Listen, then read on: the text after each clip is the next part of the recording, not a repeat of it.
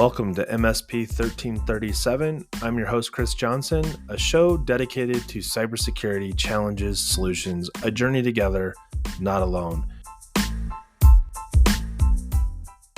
Welcome, everybody, to this episode of MSP 1337. For those of you who know Charles Love, you know he's been on this show multiple times. Charles, welcome back. Thanks, I appreciate it. So this week, like many of the other episodes that we have done, it usually starts with a conversation that goes a little something like, what should we talk about? This week, I think you have brought something up that our listeners desperately need to hear about. We're titling this episode, "With Great Power Comes Great Responsibility." It was a conversation that started around the things that happen within like a SharePoint OneDrive environment. We're using that as an example, not because it's Microsoft, but that's the example that we have. You can take this and swap out those names and fill in the blank with products or vendors that you're familiar with. But the bottom line is this is a story about what we don't know is happening in the environment that could be putting us in serious risk. So Charles, why don't you go ahead and kick us off with this great power, great responsibility idea and what that means to those listening? Yeah, so I'll kind of back it up a little bit. Over the past couple of years, many a customer, we have done projects where we get rid of their servers, right? Because Sure. who needs a server? Shifting to the cloud. Yes, and I would say almost everybody, we moved them to Azure AD. Now they have a nice identity management, like all that stuff is great. And then we take their files and we put them up in SharePoint and we teach them the difference between OneDrive is for you and SharePoint is for the company, right? I like to tell people pre-COVID, the building is the company data and the blue cloud is your data, Sure. right? That technically, unless like you're really looking for it, admins can't see what's in the blue cloud, but they can totally see what's in the building. Right. And when I reference the building, I'm meaning the sink, specifically SharePoint Sync. Okay. Fast forward during COVID, one of the best things to happen, I can't believe I just said that, was something good that happened during COVID. Yes.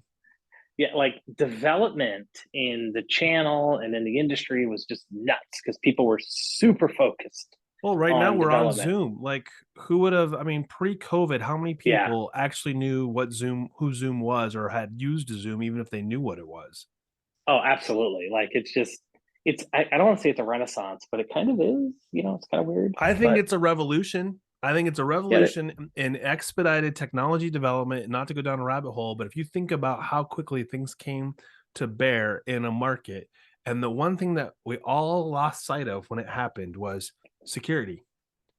Because we all know about Zoom bombing, we all know about all these things that happen, and it's like, good grief, have we not learned anything? Yeah. It just hyper change, right? Right. But it was hyper development. I honestly think we escalated like 10, 15 years in the span of 2 years, technology wise. Right. So going back to the original comment, Microsoft really started to dial in this thing called shortcut to OneDrive. Best thing ever invented, in my opinion, in the OneDrive landscape. And all that means is now, instead of your PC being the thing that has to sync all the SharePoint libraries, like, no joke, I had customers where we got tickets every like 2 or 3 weeks to resync a terabyte, size library that took 5 days, right? And customers pissed, we're pissed. It's a customer sat issue. It's just terrible. So OneDrive's add shortcut to OneDrive kind of goes away with that. So instead of, and I'm going somewhere with this, but instead of your PC tracking potentially a terabyte of data every time you reboot, Microsoft has said, I got you, fam. We're going to do it for you on the back end. We hold both ends of it anyway. We're just going to magically sync it. And now the building goes away. Right. So going back to the dozens of presentations I did pre-COVID, probably 30, 40, where I was saying, if it's in the building, it's the companies, and if it's in the blue cloud, it's yours. Well, that all goes away Right. because when you do add shortcut to OneDrive, the SharePoint library now gets stuffed inside your blue cloud. So now it kind of blurs the lines. Sure. It essentially shows up as two folders inside your. Correct. And if Yeah. you're really not paying attention of the little blue link, you may not know it's there, right? Sure. And I will tell you the amount of people who we've moved from sync to shortcut, like knock wood, it goes months and months and months and months before we ever hear from them, which is awesome, at least for that issue. So it really gets you thinking, right? So every vendor in the universe has some kind of 365 monitoring, right? Make sure everybody's secure. And what's the one thing we are all hyper focused on? And that's, do we have MFA? Is MFA on? Is MFA off? Right? How often are we changing our passwords? Do we have password self-service? Are we doing GDAP? All these crazy, and you and I have talked about it. Well, let's talk about the why for a second, because I think that's important. We aren't doing these things because we want to impede or cause inefficiencies with the end users. We are literally saying that by doing these things, we prevent the bad guys from leveraging those accounts. I mean, that's literally the only reason. Yes, but that has been our focus, right? As an industry, it's all about MFA. It's all about MFA, right? And you realize now there's a whole hell of a lot more to that. And yes. And like, I never really sat and thought, I wonder how that customer is actually using the tool. Like, did they do what I said? And are they even using the tool? Let's just be real honest with ourselves. Like, how many times do we give tools or products? My favorite one, and everybody that hears this is going to know that I'm going to say browser something, but how many do we deploy a device to an end user that also includes a browser that they're never going to use? Yes. It's just part of the package. So we put it on there. And so therefore it's done, right? Till they open it and discover that, man, this is amazing. But again, I think to where you're going with this, are they using it the correct way? Yeah, it's kind of the one thing we don't do as an industry is our health checks. Wrong word. You go to the doctor and then you're supposed to go every 6 to 8 months again, right? Follow up. Am I still healthy? I feel good, but that doesn't mean there isn't something going on inside that shouldn't be. Absolutely. And the one thing that it's kind of funny, this all spawned, believe it or not, from the MSP Ignite peer group that you actually ran at ChannelCon this year. Okay. And I wrote on one page in giant letters, follow-up appointment, doctor. That's all I wrote. Follow-up appointment, doctor. People next to me are like, oh, he missed an appointment with this doctor. And gotta go for that prostate exam. Yeah.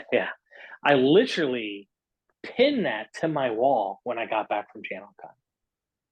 And it set me down a path of how can I help our customers in the things we do with a follow-up, right? Every project in the universe, it's a rush to finish the project, right?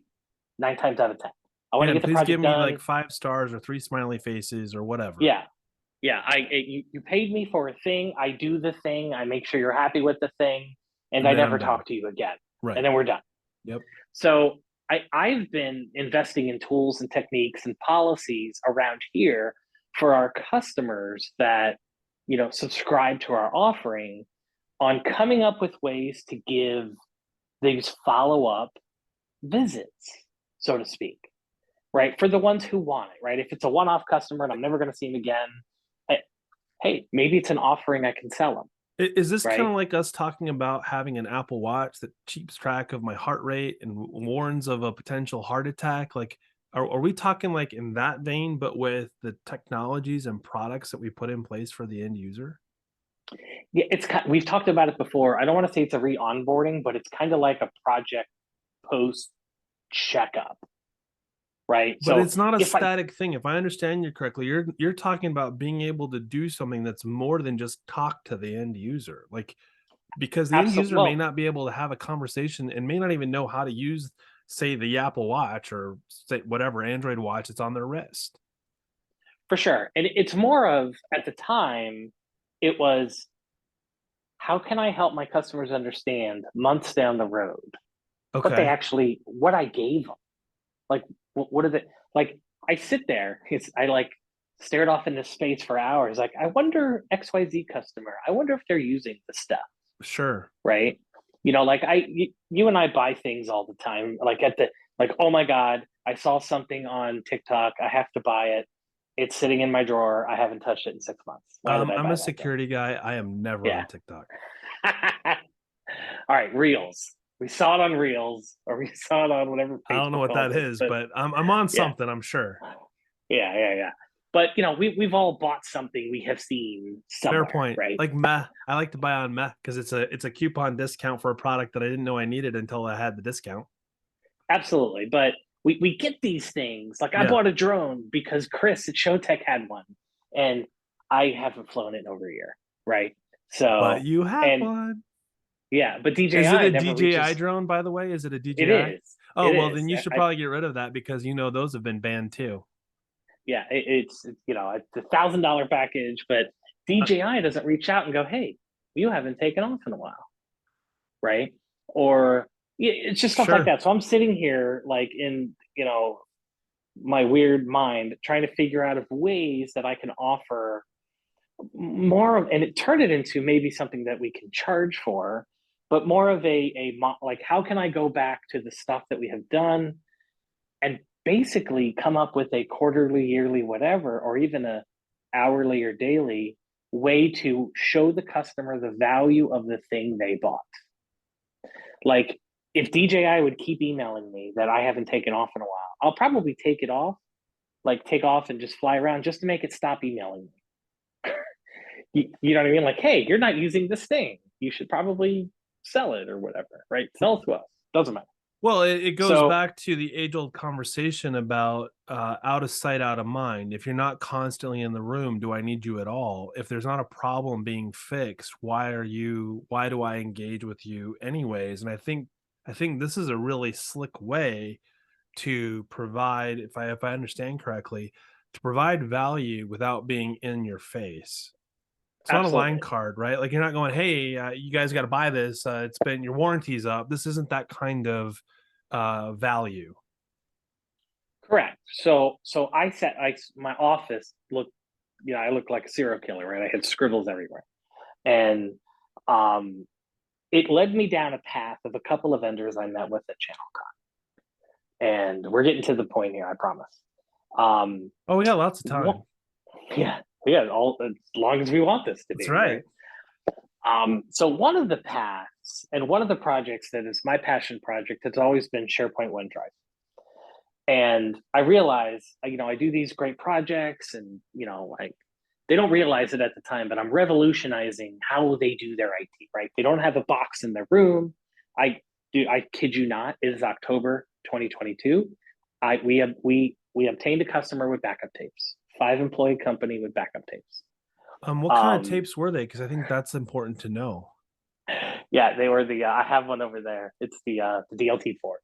Nice. And in casual conversation, we're gonna go off topic here, but in casual conversation, I go, one thing a lot of people don't know about tapes. He goes, "What's that?" I go, "You're supposed to change them every 6 months." And his eyes got really big. I go, "Let me guess." He goes, "Yeah, I've never changed the tapes. I didn't realize that, like, ever." I said, "Well, how long you've had the tapes?" "Oh, like 5 years." This is funny, right? So, It but might it people have might these. show data on them, but it may not restore in any sort of Oh, I timely manner. And he goes, "Yeah." And then I told him about, "Hey, have you ever watched a VCR tape more than 5 times?" He goes, "Yeah, it starts to degrade." How do you think a 5-year-old tape does that's being watched for 8 hours a day?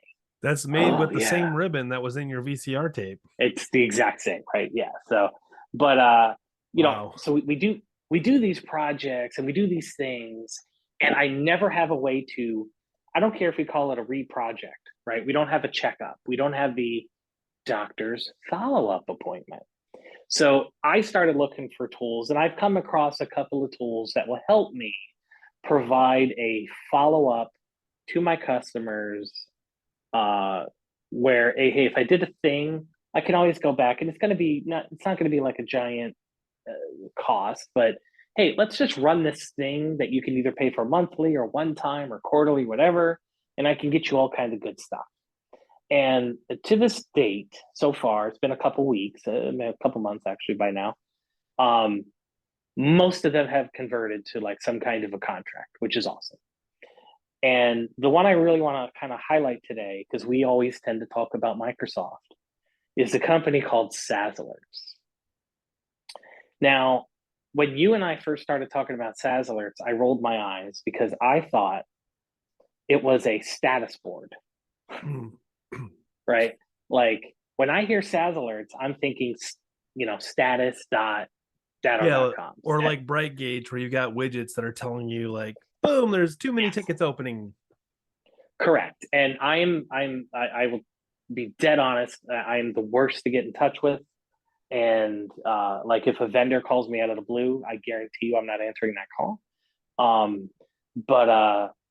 So anyway, I really started looking at it. I think you made the connection. And afterwards, I'm like, oh my God, I think this is a major part, at least for how we can deliver these health checks to customers. Sure. And I got two fun stories for you to kind of talk about. The first one is, I'll just bring it up. I was applying to be like an instructor for CompTIA, right? They have some content as a volunteer.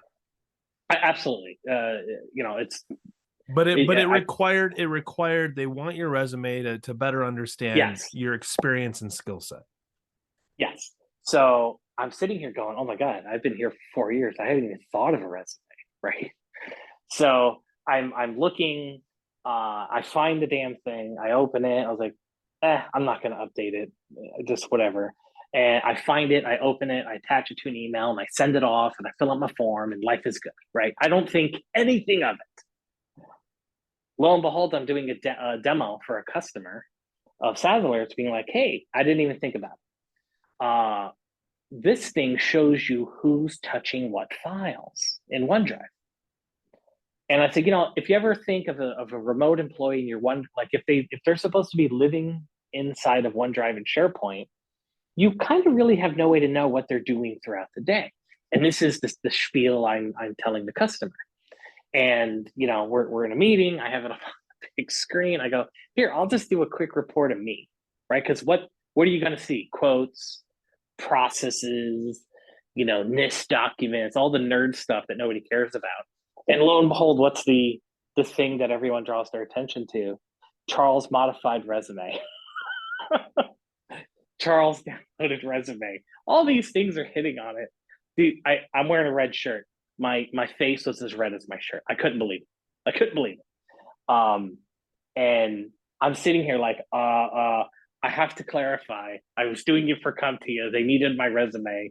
And then somebody's like, you could do it through LinkedIn. I was like, oh, no, I didn't. But yeah, I wonder who might have said that. Yeah. But think about it. Yeah. That data is recorded. And I'm like, oh man, what else is in my docs that syncs? Because what a lot of people don't realize is when you install OneDrive, you don't even know, right? Because what does everybody do on any installer? Next. How fast can I get this done? Of course I read the thing where I'm going to adopt kittens. Of course, like, good, right? But they don't realize that they're my docs, and my docs is probably as I don't know 15, 20 years worth of documents, sure. Right? It just boop. It's now all my stuff. Manuals from remote controls I probably don't even have or even know what they look like anymore.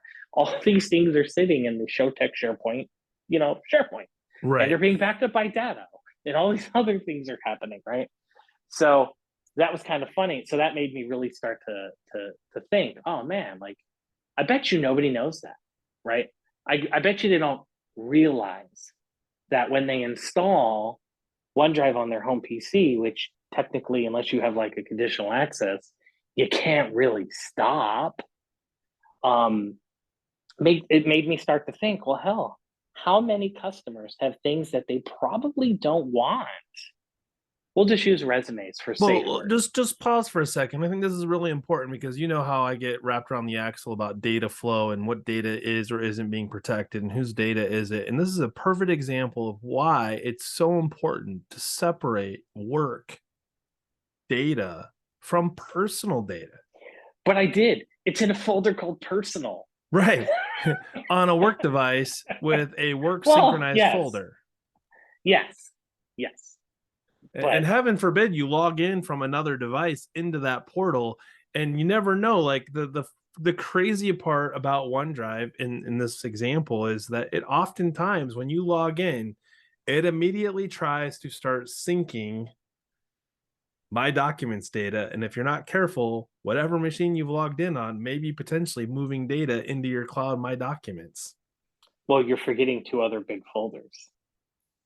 It's my docs, it's pictures Mm-hmm. and videos. Right? It's all three. It's the trifecta. I don't have a videos folder on my Yeah, computer. I guarantee you do because it's built into Windows 10. Oh no, I don't Right? have Windows 10.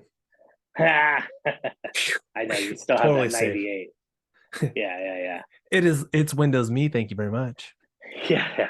So, but it's things like that, and it really gets you to think, oh hell, what's in there? So this is why doing these kinds of re-audits are so very important. So we put this into a customer, and now on every, I think we have it every 2 weeks. Every 2 weeks, the customer now gets a report of what is happening in the environment, who is touching what folders, what are they doing. Sure. And that's super powerful, especially when we start talking about breach remediation. If we need to know what files got modified, I don't want to go look. I just need to run a report, right? I want to see that all these files are modified. And the other funny thing is you can set all kinds of rules. And they have this whole respond engine, like, hey, if somebody deletes more than 300 files in the span of 5 minutes, fire off a ticket to be investigated. Doesn't mean we're going to like panic. We can disable the account, right? But we Yeah. won't. But maybe I just accidentally put a bunch of stuff, or I'm just purging and I'm getting crazy. What is the one thing every employee does when they leave?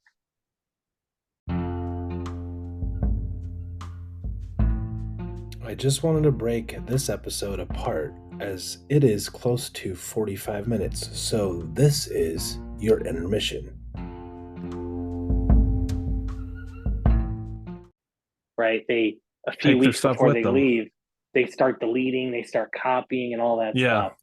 So this my version of the reappointment would allow me to show a customer what people are doing. And I realize, oh my God, all these years I've been giving people OneDrive and SharePoint, and I've never given them the mechanism to know how people are possibly using it. This Right. goes back to the days of Novell. And if I was in my office, I am still the CNE of the year from the last brain share. I follow Miss America rules. So to this day, I'm still the CNE of the year. That's a fun fact for me. But back in the Novell days, this is where I was going with it. There was a screen that would show you what people are doing, right?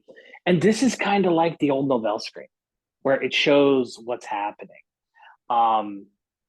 It's I don't want to say it's surveillance, but it's a good way for the customer to understand how things are being used, and it spiders into other conversations. So one of the reports I send out to my customers who have signed up for this doctor's appointment recheck thing is what is being shared out of your OneDrive. Oh, so to clarify, what is being shared outside of your corporate container? Correct. That is, say, public facing. Absolutely. And that you don't even realize you're doing. I'm not saying people are doing it maliciously, right? So the first couple of... What's the title of this episode?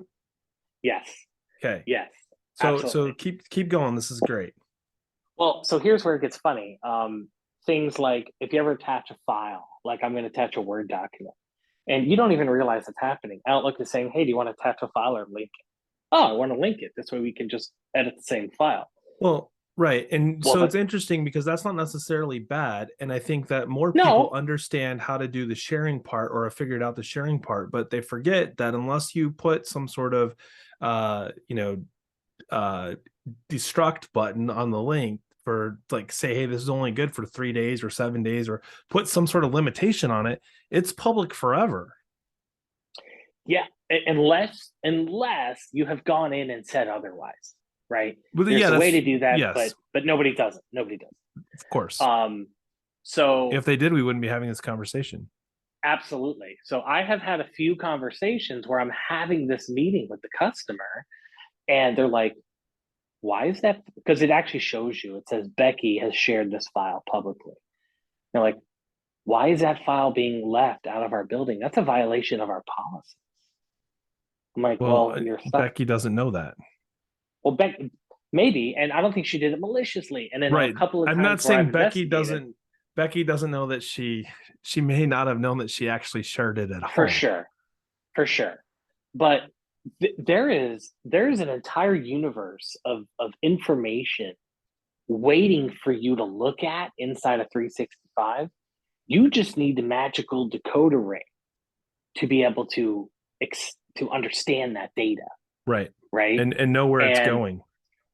like I will tell you, almost every review that we have done in the last couple of weeks has spawned major projects to re-secure the thing I set up 2 years ago, So right? Only because needs have changed, right? right. So I think this is a good segue to it because I know you have another example that is the one I'm looking forward to hearing, and I'll try not to let my chin, drop on the table too hard because you didn't tell me the whole story.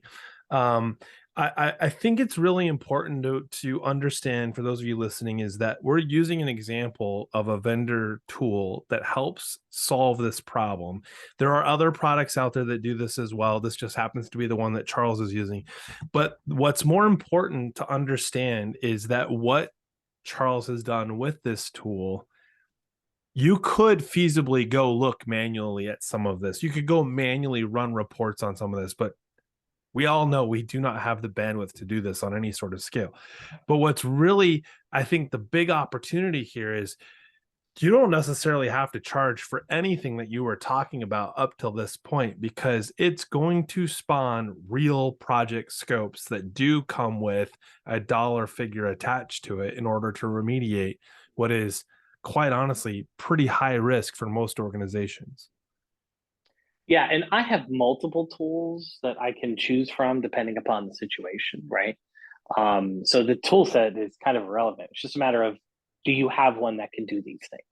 You know what I Right. mean? And the thing that's kind of ironic, we were talking about this earlier, is there's a lot of tools out there that are specifically targeted not just to 365 and Google Workspace, but like Box and Slack and in literally like any number of places that we place data to share with other people. Is quite honestly, at the end of the day, that's the big one we're talking about right now is what happens when I share internally, when I share externally. Because like to your point with, Becky, she may have actually only wanted to share that document internally with someone else, but because she's been given great power and not necessarily educated on what the responsibility process looks like, she doesn't necessarily know what the capability is of her making mistakes.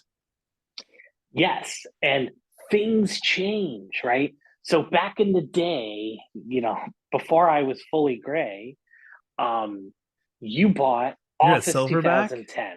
Yeah, you bought Office 2010. right? And in 2010, it looked like it does. And all the features that were there were there. And in 2011, nothing changed. Well, that was 2012, pre-requiring license keys. yes. My wife loves to joke on the fact that I know to this day the Windows XP license key, right, for partners. And Like I that's can my recite password. that, but I don't remember like to buy milk on the way home, right? But I Or can your tell you the Windows anniversary. XP. partner key with that ends in 06ch. Um, but, but here's where I was trying to go with that. Back in 2007 and 2003 Office, the product never changed. Right. You bought a product, and it was static. It was a static product. What a lot of people don't realize is Office is now a subscription. Right. It's an ever-changing subscription. Microsoft moves and changes and disables functionality and adds functionality. And I don't remember exactly when. Somewhere around COVID, they added the default to say anytime you attach a file, offer to link it as a OneDrive document, right? Yeah. Yes, exactly. A lot of people to this day don't even realize that's happening. Right. I can say it's caused a lot of confusion even for myself going to do an attachment and going, wait, why is this prompting me to just give them a link? I want the document to go into the attachments part of my email so they get the attached email. Yeah. And, little subtle things that change. Like, have you ever noticed that there's a little pop-up now that says, hey, you reference the attach, but you forgot to attach something? Right. There's a little thing, and it's like, dude, you're looking at my words on my email? I guess they are, but right. But that's all good. So, what I'm trying to say is things change, and what we know of the product 2 weeks ago, all right, maybe that's a little less, but a couple of months ago, it doesn't even look the same. Right. Right. So like even now, Microsoft is going to move the things on the bottom for your contact and calendar up to the left-hand side. Right. All right. I can't. I want to pause you because I want to get the bigger story, the one that I think for those of you that have made it this long in this amazing episode, talking about what are you doing as it pertains to the stuff that you're responsible for managing the deployment of, responsible for making sure it works, but haven't necessarily ever needed to take responsibility for what's happening because of what the end user is doing. And to be fair, these tools that are helping us with this particular challenge haven't always existed, but where there's a problem, in theory, there will be found a solution. So Charles, tell the story that you were sharing with me about what happens. And this is where I was joking about the browser world, and we spent way too much time, maybe not enough time, on talking about, zero trust your browser. But this kind of goes hand in hand with that conceptually, as to what happens when you log in to your account and are in a place where maybe you aren't necessarily planning to use it for work. Yes. So I will keep the name out of it. Fair, right? Because, the person shall not be named. But they installed a game called Grand Theft Auto. And this is a PG show, Charles. This show is PG. Yes. But the reason, and this was on their remote machine, was not in the office, personal machine. It just happened to be logged into OneDrive. And here's where it gets funny.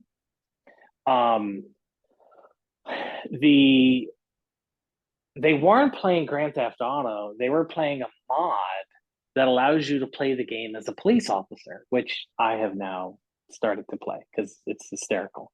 Like, instead of like doing jobs, you're a cop and you're pulling people over because they crossed the yellow line. It's just hysterical. Well, for everybody listening, I want to know something. Do you now carry a badge?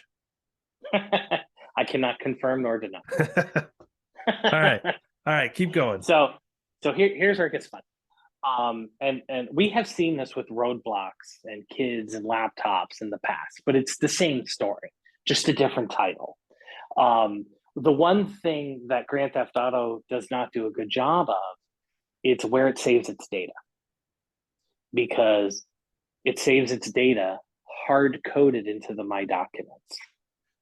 And which isn't necessarily bad, but it's important to note that. Yes, especially when you install third-party mods. Sure. With just like in Roblox land with kids from unknown sources.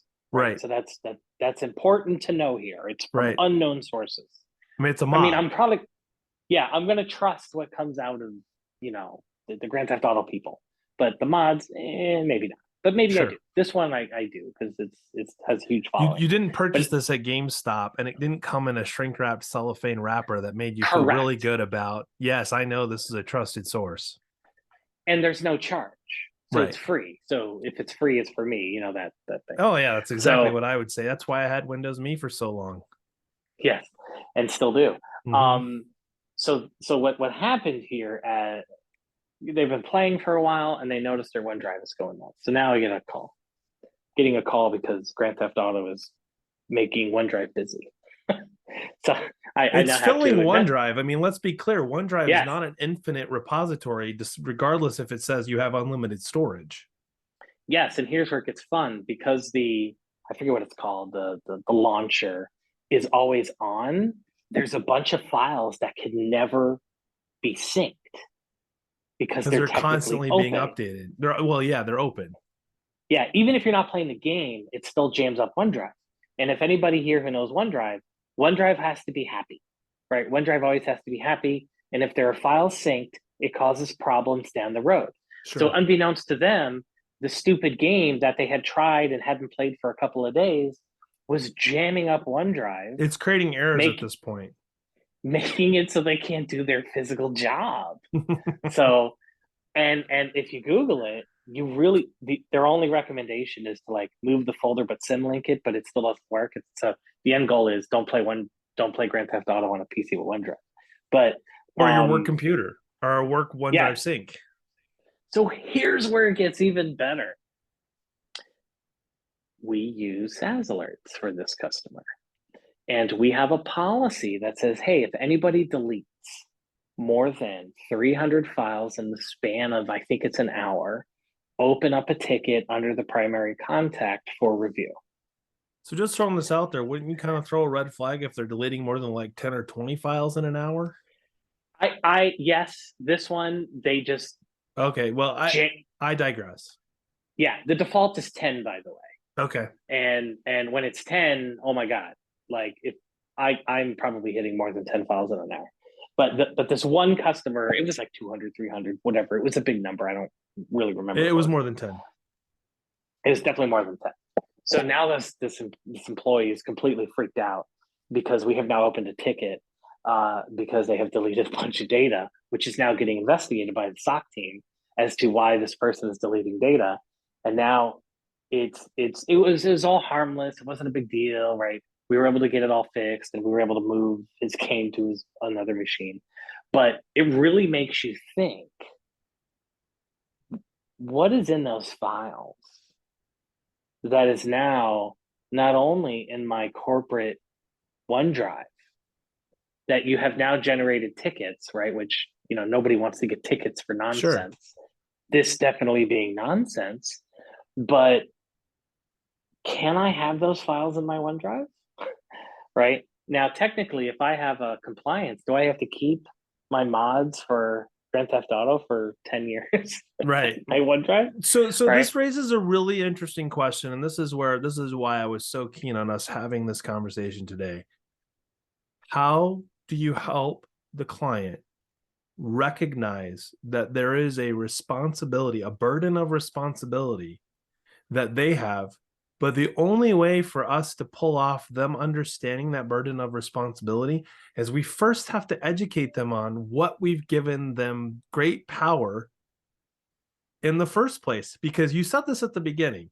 It's kind of like handing somebody a box of ammunition and an AK-47, and the person that you've handed it to has no idea what a gun is, and then therefore has no idea what the ammunition's for.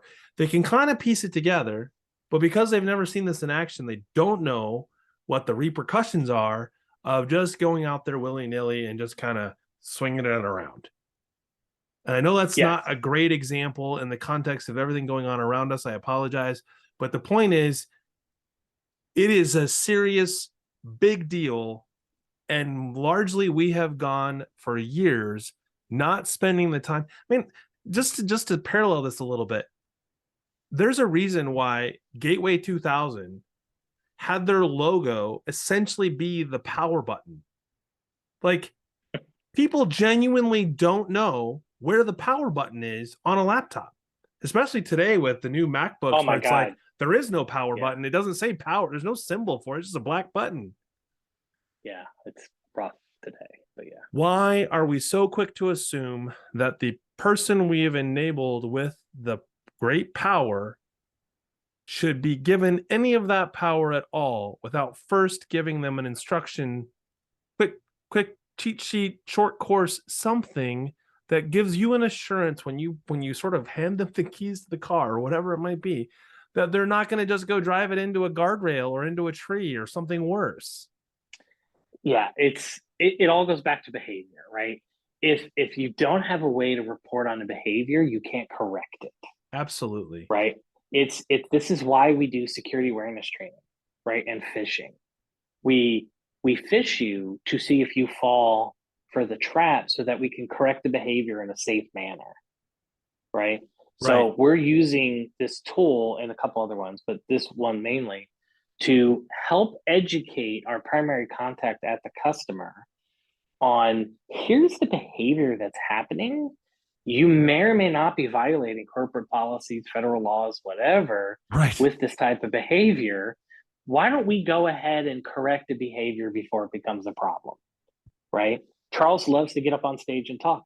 I'll come to your office and tell you all about security, right? Yeah. But if we don't know it's a problem, I can't help you fix it.